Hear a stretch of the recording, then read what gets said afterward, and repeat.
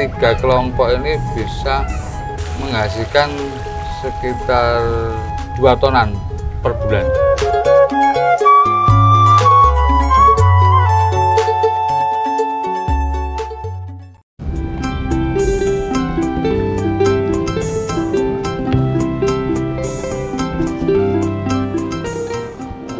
Selamat siang, kembali lagi di channel Taniling TV bersama saya Adit. Dan di siang hari ini saya berada di Tugu Boto. Ini masuknya di Desa Klodran, Kecamatan Colomadu, Kabupaten Karanganyar. Kenapa saya ada di sini? Itu karena di sini ada kelompok yang menggunakan saluran irigasinya. Itu menjadi sebuah peternakan ikan. Nah, seperti apa nanti ceritanya? Saya sudah bikin janjian dengan ketua kelompoknya. Kalau warga Taniling TV pengen tahu saluran irigasi kok bisa dibikin perikanan, itu seperti apa? Ayo ikutin saya.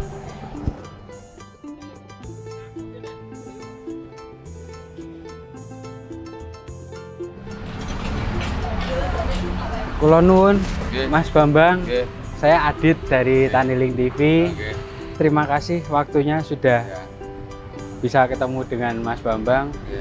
Kalau boleh tahu, boleh perkenalan dulu namanya siapa, terus sebagai apa? Saya Bambang Adit Warsito, kebetulan menjadi ketua Paguyuban Mina Sri Mulyo. Mina Sri Mulyo itu Paguyuban petani ikan. Ya, siap.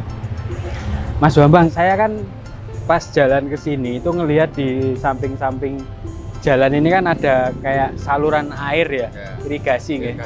Nah, itu kok banyak ikan-ikannya, itu kita penasaran, makanya terus tanya-tanya, kebetulan langsung diarahkan ke Mas Bambang. Itu boleh tahu nggak Mas Bambang cerita awal mulanya seperti apa? Ya seperti yang kita lihat sekarang. Ini kumpulan sampah semalam. Oh, ini semalam ini? Semalam. Nah, dulu lebih banyak lagi. Ini keadaan sudah apa ya? Agak baik ya. Agak baik. Nah, dulu itu 3 hari itu 1 truk sampah. 3 hari. 3 hari 1 truk. Ya dikarenakan barengan wilayah ini kan wilayah berkembang. Ya. Banyak pengembang perumahan. Banyak perumahan. Ya. Terus biasa kalau awal itu kan pengelolaan sampahnya juga belum tertata kan gitu. Jadi ya masyarakat itu ya cari mudahnya buang sampah di saluran, di sungai gitu ya. Jadi terus buang ke sana itu dulu julukannya jalan kecing karena banyak tumpukan sampah. Kecing itu bau ya Mas? Bau ya, bau. Terus saya punya inisiatif mengadu ke desa kan, bagaimana itu caranya biar sampah teratasi di saluran. Tapi ternyata di desa itu sudah tidak ada petugas yang diperuntukkan ke irigasi. Dulu kan ada Lulu. Lulu tuh yang ngurusin air ya. Tapi karena sekarang kan lahan pertanian juga udah berkurang, terus akhirnya dia terbengkalai gini. Nah, terus saya bertanyakan ke dinas terkait, itu PSDA. PSDA ternyata juga kekurangan tenaga lapangan. Atas tanggung jawab siapa ini kan? Ternyata semua sudah ada yang tidak peduli. Terus saya berpikir ini sampah nih kalau emas mungkin sudah jadi keroyokan. Saya cari gimana masyarakat tuh bisa perhatian sama saluran. Terus saya punya ide sama teman-teman itu biar beternak ikan itu. Jadi ikan itu dianggap jadi emasnya ya. Jadi kalau ketika emas udah ada di dalam saluran ini pasti banyak yang perhatian. Dan akhirnya sekarang sepanjang jalur ini banyak ikannya ya Mas. Ya. Itu sejarahnya seperti itu ya. Mungkin nanti saya boleh diajak jalan-jalan ya, Ya. Mas Bambang, lihat apa ikan, sama kita pengen tahu apa prospeknya itu, apakah ya menguntungkan kira-kira. Kita mau kemana ini sekarang Mas? Sana gitu. Jadi kalau sakit. Oh, siap. Kita lewat sini aja ya Mas ya. Oke.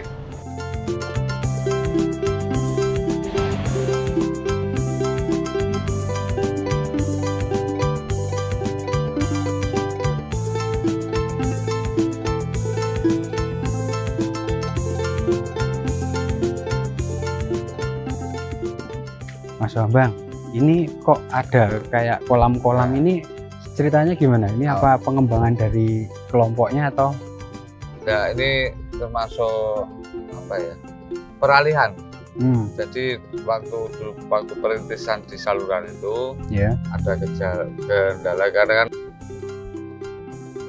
banyak yang terlibat Mas. Jadi anak yang rajin, terus sampah yang sekat-sekatnya wow, Ya. anak yang males. Nah, Oke. yang males itu yang membuat masalah. Terus ada kritikan dari petani padi. Karena berdampingan ya mereka ya. Itu, jadi pemahamannya petani padi itu sekat-sekat itu tadi menghambat arus air irigasinya. Terus sampai adu mulut itu, akhirnya sama kepala desa sini Pak Warsito itu kumpulkan kepala desa, karena walaupun bagaimanapun teman-teman yang ikan itu juga membantu menyelesaikan masalah sampah yang di saluran kan. Akhirnya dikumpulkan ke desa. Terus ini kan diperuntukkan untuk petani irigasi itu, dibuat pemerintah itu memang untuk petani padi ya, bukan kita untuk kan cuma nebeng. Betul.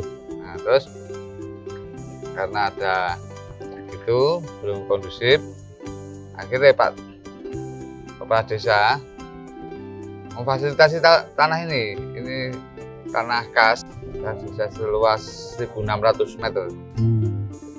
Jadi yang di saluran sementara dialokasikan ke sini. Gitu. Tapi yang di saluran tetap masih ya? Tarik semua, diangkat semua. Oh gitu. Nah, diangkat semua saat itu. Terus berjalan 1 tahun, sampah muncul lagi. Itu sampah muncul lagi. Terus saya memberanikan diri, mulai lagi. Kan itu dimulai, gerakan itu dimulai 2008 ya, 2010 ada kendala itu kan. Terus 2012 aku mulai lagi. Nah, ditaruh di saluran irigasi lagi ya? Oke, dengan ketentuan pokoknya rekan-rekan yang beternak di saluran harus konsekuensi, wajib membersihkan. Nah, enggak kita cabut. Oh gitu. Dari kelompok yang mencabut, jadi bukan dari petani. Kalau dari petani nanti ya terjadi salah paham. Jadi memang yang beternak di perikanan itu fungsinya utamanya adalah menjaga kebersihannya ya. Kalau yang peternakan ikannya itu bonusnya ya. Oh mantap. Oh jadi ini terus ini tapi digunakan sama kelompok sampai sekarang ya Mas ya? Ini untuk pembenihan. Oh ini untuk pembenihan. Oh iya, ikannya kecil-kecil ya. Oh benih pun juga berarti nggak beli ya ini Mas ya kalau dari kelompok ya? Ya kayak sekarang udah dari sini sendiri. Nggak, dulu awal-awalnya beli di BPI Janti atau BPI Solmaju. Mantap. Mungkin kita lihat ke tempat lain ya Mas.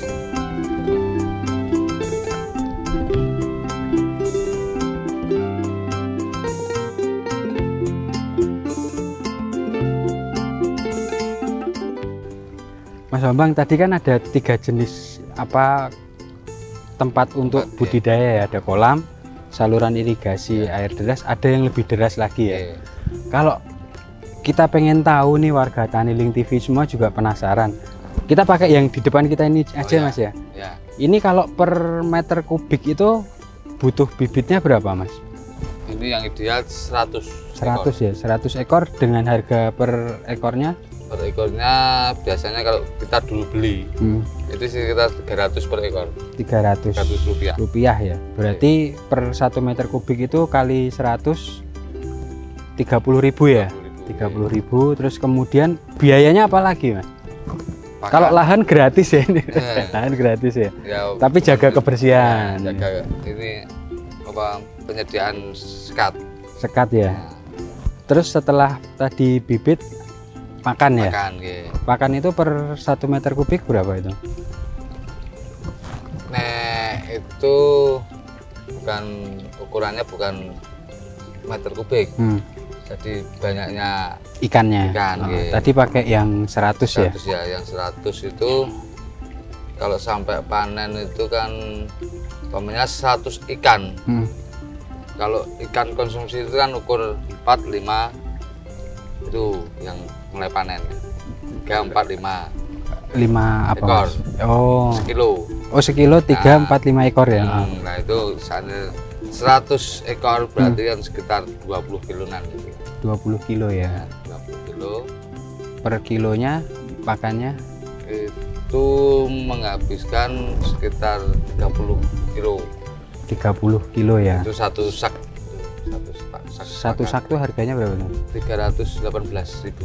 318.000 sama tadi bibitnya 30.000 ya. Kita pakai kalkulator aja ya, Mas ya. 318.000 tambah 30.000. Ada biaya lainnya, Mas? Enggak. Oh, berarti cuman bibit sama pakan aja ya? Itu berarti totalnya 348.000. Ya. Terus dari 1.000 itu tadi 20 kilo. Dikalikan 26.000. Oh, 100 ekor tadi jadi 20 kilo panennya. 20 kilo kali berapa harganya, Mas, per kilo? 20.000 kali 26.000 ya. 520, Mas. Ya.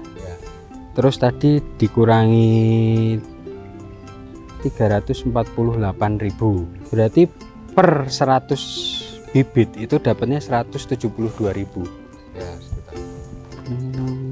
Itu tergantung panjangnya berapa. Tergantung panjangnya ya. Biasanya kalau kepemilikan itu berapa, Mas? Rata-rata aja lah kan beda-beda. Itu sekitar 20-an. 20 ya? Ya. Wah, ya menarik juga ya. Berarti 172. Itu berapa bulan itu tadi, Mas? 3 sampai habis ya sekitar 4 bulanan lah. 100. Jadi kalau tadi kita pakai hitungan itu dapatnya sekitar 3.400.000-an. Kalau dia punya 20 meter. 4 bulan, menarik juga ya. Jadi warga Taniling TV kalau punya saluran irigasi itu bisa dimanfaatkan dan yang pasti lingkungan bersih ya, Mas. Siap.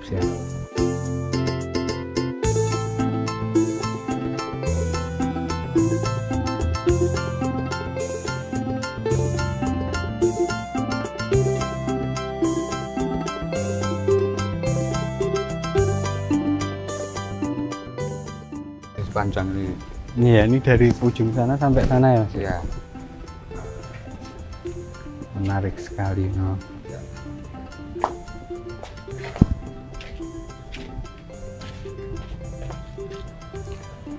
Mas Bambang, ini apa namanya, milik kelompok juga atau gimana? Ya, tapi beda sama kelompok yang sana tadi. Oh gitu. Ya. Di sini ada berapa kelompok, Mas Bambang? Di sini sekarang yang sudah berbadan hukum 3 ya. Yang 1 baru dalam proses. Itu kelompoknya namanya apa aja, Mas, kalau boleh tahu? Kalau yang sana tadi Minasri Mulyo. Iya. Kalau yang ini Paus. Kelompok ikan paus. Nah, sing mereka Berkah Mina. Berkah Mina itu yang pertama tadi kita ketemu di sana itu ya? Enggak, yang sebelah sana lagi. Oh, sebelah sananya lagi ya. Tadi saluran yang lain. Itu totalnya ada berapa orang itu, Mas, dari 3 kelompok? 3 kelompok ini sekitar 60-an. 60 ya. Oh, berarti memang dibuat kelompok-kelompok ya, Mas ya? Ya.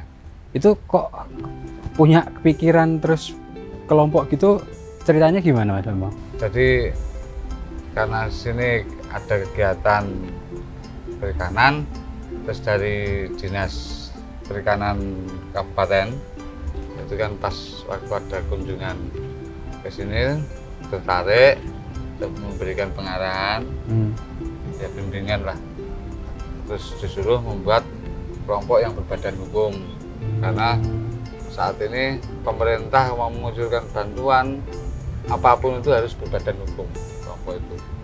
Jadi terus dibimbing, terus terbentuklah Kombinasi Mulyo awalnya.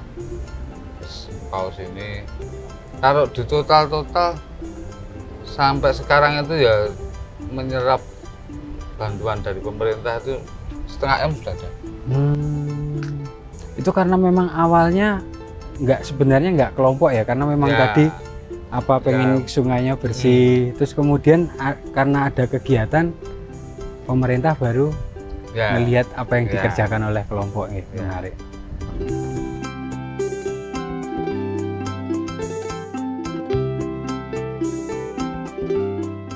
Mas Bambang, kita tadi kan udah cerita tentang apa sejarahnya, terus kemudian kelompok, terus apa cara budidayanya habis berapa, terus keuntungan berapa. Nah, ini biasanya yang jadi permasalahan besar untuk petani atau peternak itu adalah pemasaran, Mas. Nah, itu kalau dari kelompoknya Mas Bambang sendiri, kalau pemasarannya gimana, Mas? Kebetulan dari anggota kami ada yang di awalnya ya basicnya bukan pedagang ikan, coba-coba ngedep di pinggir jalan gitu, ternyata laku, terus berkelanjutan terus akhirnya sekarang sebagai tengkulak. Jadi ikan yang di sini ini kalau nila dari 3 kelompok ini bisa menghasilkan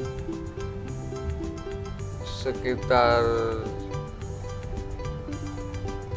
2 tonan per bulan, 2-3 dari sini. Hasil dari peternakan kita itu 3 kelompok itu sudah sampai segitu per bulan itu ya. Itu belum lele lainnya. Oh ya, jenisnya tadi apa aja tuh, Mas? Kita malah belum tanya. Kalau yang di budidaya sekarang lele, nila, gurame. Lele, nira, sama gurame. Tapi yang paten ada juga tapi tidak terlalu banyak. Yang mendominasi nilainya ya. Nilai ya. Jadi intinya untuk pemasaran khususnya dari kelompok ini memang nggak begitu ada kendala berarti ya. Paling nanti kalau mau panen gitu diantri kan. Maksudnya gimana tuh? Jadi pokoknya ikan saya ini sudah siap panen. Ngomong sama pemasaran, ikanku siap panen. Pemasaran tuh ke kelompok juga? Bukan, individu. Tapi termasuk anggota kelompok. Diantrikan, terus nanti yang panen dia sendiri atau dari kelompok juga? Dari pengelola sama dibantu orangnya tengkulaknya ya. Mantap. Jadi ternyata warga Taniling TV dari 3 kelompok yang ada di sini itu ternyata per bulan bisa sampai 2-3 ton ya. Mantap. Dan sebenarnya lahan otomatis sebenarnya gratis ya ini, Mas ya. Cuman tetap harus menjaga kebersihannya. Siap.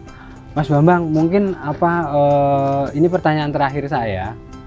Kira-kira Mas Bambang harapan ke depan dari kelompok apa sih? Apakah kayak gini udah cukup atau mungkin masih ada impian ke depan?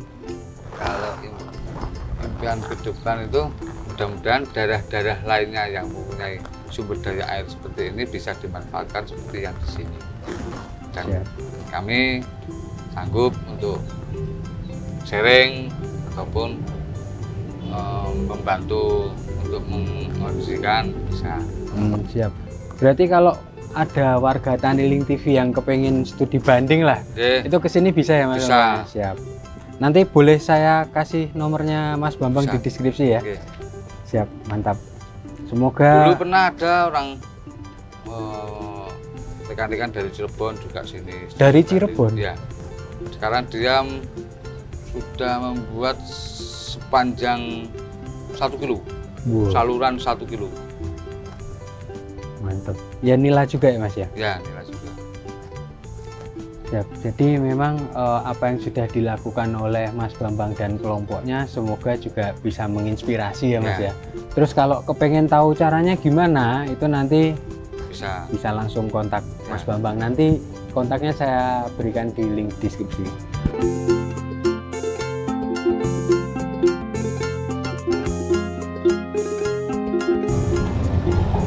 Ya, menyenangkan sekali ya Mas Bambang ya.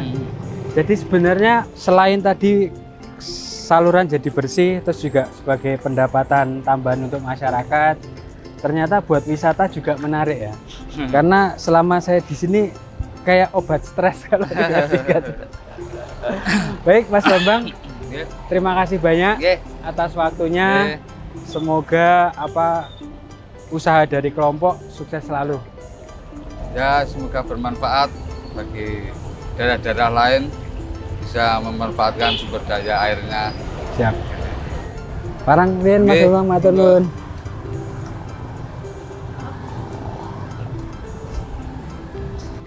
Baik warga Taniling TV, itu tadi liputan kita di Desa Klodran, Kecamatan Colomadu, Kabupaten Karanganyar.